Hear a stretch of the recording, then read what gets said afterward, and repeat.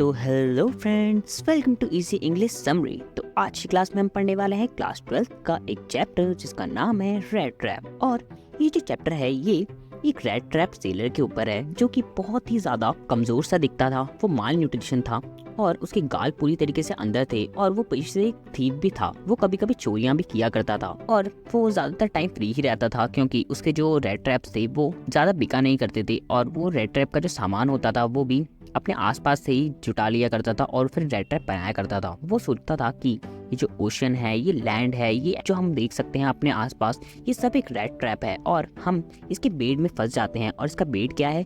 इसका बेड है money, food, clothes etcetera. ये जो चीजें हैं ये इसका बेड होता है और हम सब जो ह्यूमन बीइंग होते हैं ये इसकी ट्रैप में फंस जाते हैं। तो एक बार की बात है, शाम के टाइम पे जो पेडलर होता है वो एक ग्रे कलर की कॉटेज के पास पहुंचता है। अक्सर जो लोग होते हैं वो पेडलर को भगा दिया करते हैं उसके लुक्स के ऊपर, क्योंकि आखिर कोई किसी अनजान आदमी को अपने घर पे क्यों रात बिताने देगा।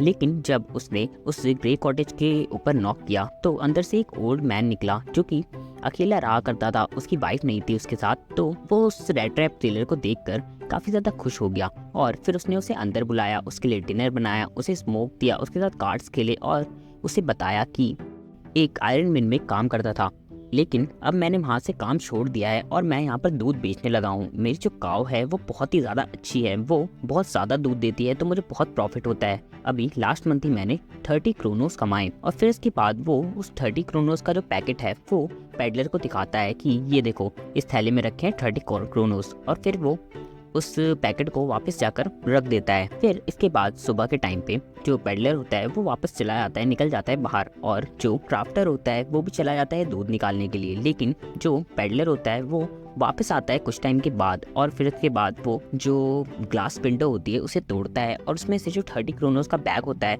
उसे निकालता है, उसमें से पैसे निकालता है और बैग को वापस रख देता है। और फिर उसके बाद उसे यही लगता है कि मैं बहुत ज्यादा स्मार्ट हूँ। वो भागना स्टार्ट करता है वो। तो इसके बाद वो हाईवे की जगह, पब्लिक हाईवे की जगह वो जंगल की तरफ चला जाता है ताकि जो क्राफ्टर है वो उसे पकड़ ना ले या फिर पुलिस वाले उसे पकड़ ना ले। फिर वो जब जंगल में जाता है तो उसे ये फील होता है कि अब मैं एक रेड ट्रैप में फंस गया हूँ, क्योंकि वो बार बार घूमकर एक ही जगह पे वापस आ जा रहा था और उसे बहुत ज़्यादा फ्रस्ट्रेटेड फील हो रहा था। और एक टाइम के बाद इतना ज़्यादा एग्जॉस्ट हो गया था कि वो वहीं पर लेट गया था और वो सोच रहा था कि अब मैं यहीं पे मर जाऊंगा।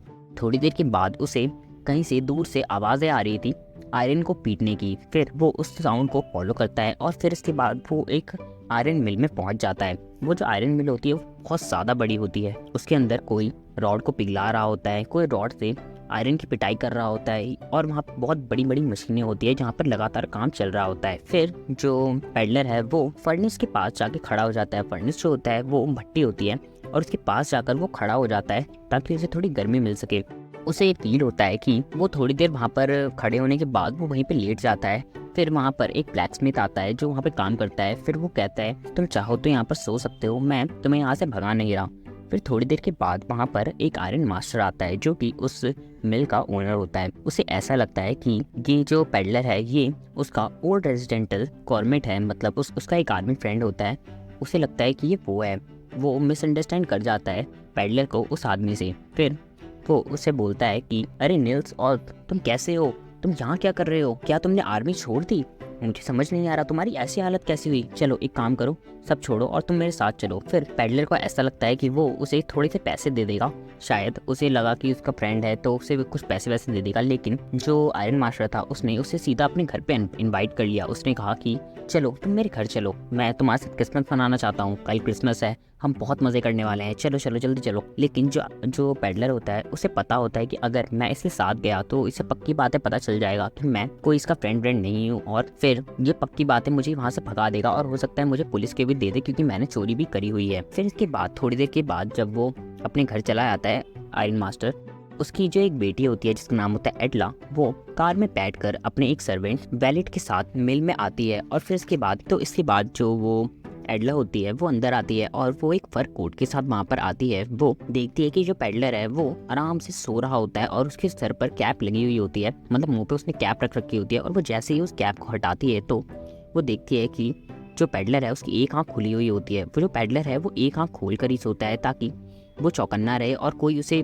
कुछ हार्म ना कर दे। फिर वो उठ के बैठ जाता है और फिर इसके बाद जो एडला होती है वो उसे रिक्वेस्ट करती है कि आप चलिए मेरे साथ, पापा बहुत ज़्यादा रिक्वेस्ट कर रहे हैं आपको कि आप आकर हमारे साथ क्रिसमस मनाइए, उनका बहुत ज़्यादा मन है। फिर जो पैडलर है वो फिर भी मना करता है, लेकिन फिर उसके बाद एडला कहती है आप जब चाहें तो वहाँ से जा सकते हैं, जब मर्जी वहाँ पर आ सकते हैं, हम आपको कोई भी ज़बरदस्ती नहीं करेंगे, आप जब मर्जी हो तब आप जा सकते हैं वहाँ से। फिर उसके बाद जो पैडलर है वो हाँ बोल देता है और फिर उसके बाद वो रास्ते में सोचता है कि अरे मैं तो एक रेड ट्रैप में फंस गया, वो पैसे नहीं चुराने चाहिए थे, कहीं मैं पकड़ा ना जाऊँ। फिर इसके बाद जो आयरन मास्टर है वो उसे देखकर बहुत ज़्यादा खुश हो जाता है और फिर वो पहले बोलता है, फिर उसके बाद वो पैलेट को कहता है कि जाओ और इन्हें रेडी करके लाओ। फिर उसके बाद एडला और जो आयरन मास्टर है वो बात कर रहे होते हैं कि मैं इसे पहले ब्रेकफास्ट करवाऊंगा और फिर इसे अच्छी सी जॉब दिलवाऊंगा, क्या हालत बना ली है इसने। फिर उसके बाद एडला कहती है मुझे ये जो आदमी है ये ज़रा सा भी एजुकेटेड नहीं लग रहा, क्या ये सच में आपका आर्मी का फ्रेंड है? अरे तुम देखना अभी थोड़े से रेडी होकर आएगा ना, थोड़े कपड़े वपड़े पहन लेगा, थोड़ा नहा धो लेगा, शेव कर लेगा तो बिल्कुल एक आर्मी वाला ही लगेगा। फिर उसके बाद वैलेट उसे बाहर लेकर आता है, शेव करा के, बात करा के, नए क्लोथ पहना के, उसने सूट पहना होता है, वाइट शर्ट पहनी होती है, शूज़ पहना होता है और वो बिल्कुल एक जेंटलमैन लग रहा होता है। फिर जो आयरन मास्टर है वो पहचान जाता है कि ये मेरा फ्रेंड नहीं है और फिर इसके बाद वो कहता है कि तुम कौन हो, तुम तो मेरे फ्रेंड बिल्कुल भी नहीं लग रहे, तुम मेरे फ्रेंड नहीं हो, तुम कौन हो बहरूपी? फिर उसके बाद जो पैडलर है वो कहता है हाँ मैं एक्सेप्ट करता हूँ कि मैं आपका फ्रेंड नहीं हूँ, लेकिन आप मुझे यहाँ पर ज़बरदस्ती लेकर आए हैं और मैं यहाँ से चला जाता हूँ, मैं अभी पुलिस को बुलाता हूँ। तू यहाँ पर ऐसे घुसा कैसे? ये जो पूरी दुनिया है ये एक रेड ट्रैप है और हम सब के सब इसमें फंस जाते हैं और यहाँ पे बहुत सारे बेड हैं जो कि मनी, क्लोथ, ये सब है। वो जो स्टार्टिंग में ये बातें बोल रहा था वही बातें फिर से रिपीट करता है यहाँ पर। अगर पुलिस आई तो देखना तुम मुझे रेड ट्रैप में फंसा रहे हो, तुम भी एक रेड ट्रैप में फंस जाओगे और एक दिन तुम भी पुलिस स्टेशन चले जाओगे। चलो ठीक है, मैं पुलिस को नहीं बुलाता, तुम चुपचाप यहाँ से चले जाओ। फिर जो एडला है वो बोलती है नहीं नहीं पापा, आपको इन्हें ऐसे नहीं भेजना चाहिए, हम इन्हें जबरदस्ती अपने साथ लेकर आए हैं और इन्होंने तो नहीं कहा था कि मुझे वहाँ से लेकर आओ, ये तो आराम से वहाँ पर लेटे हुए थे, बस हमें इन्हें कम से कम क्रिसमस तक तो रुकने देना चाहिए। अच्छा ठीक है, तुम क्रिसमस के बाद यहाँ से चले जाना चुपचाप। फिर जो पैडलर है वो पूरे टाइम ही सोता रहता है और वो 2 मिनट के लिए आता है, क्रिसमस ट्री की डेकोरेशन देखता है और फिर सोने चला जाता है। 2 घंटे बाद जब वो उठता है तो वो डिनर करता है, सबको थैंक यू बोलता है और फिर वो जब जा रहा होता है तो एडला कहती है तुम चाहो तो ये सूट रख सकते हो और ये शूज भी एज अ क्रिसमस गिफ्ट, और अगर चाहो तो फिर नेक्स्ट ईयर तुम क्रिसमस पे फिर से यहाँ पर आ सकते हो, हमें बहुत ज़्यादा खुशी होगी। ये सुन के जो पेडलर होता है वो बहुत ज़्यादा अमेज्ड हो जाता है। वो सोचता है कि देखो मैं एक चोर हूँ, ये लोग तो मुझे जानते भी नहीं और ये मेरी इतनी अच्छी सेवा कर रही है और ये लड़की तो मेरी कितनी ज़्यादा मदद कर रही है।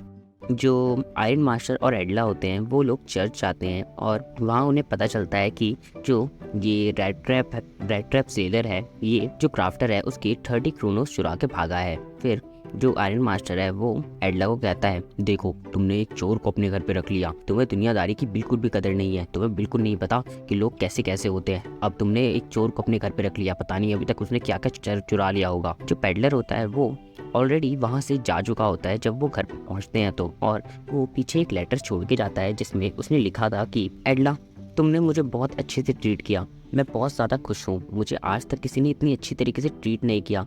तुम ये जो पैसे हैं मैं छोड़ के जा रहा हूँ, तुम ये पैसे क्राफ्टर को वापस दे देना, मैं कोई चोर नहीं हूँ और तुमने जिस तरीके से मेरे साथ बिहेव किया मैं बहुत ज़्यादा खुश हूँ उसे देखकर। मैं पूरे पैसे ग्लास विंडो के पास रखकर जा रहा हूँ। और वो फिर कहता है कि ये रेड ट्रैप, वो उस लेटर के साथ एक रेड ट्रैप भी छोड़ देता है साथ में और वो कहता है कि ये रेड ट्रैप तुम्हारे लिए है और मैं एक रैट हूँ इसमें, मैं दुनिया की इस रेड ट्रैप में फंस गया होता अगर एडला ने मेरी मदद नहीं की होती और मैं ये पैसे देकर आई क्लीन माई सेल्फ, मैंने अपने आप को साफ कर लिया है और मैं आगे से कभी भी चोरी नहीं करूँगा। तो इस चैप्टर को बस इसी तरीके से एंड करते हैं। इस तरीके की और समरी जानने के लिए मेरे चैनल को सब्सक्राइब करें। Thank you.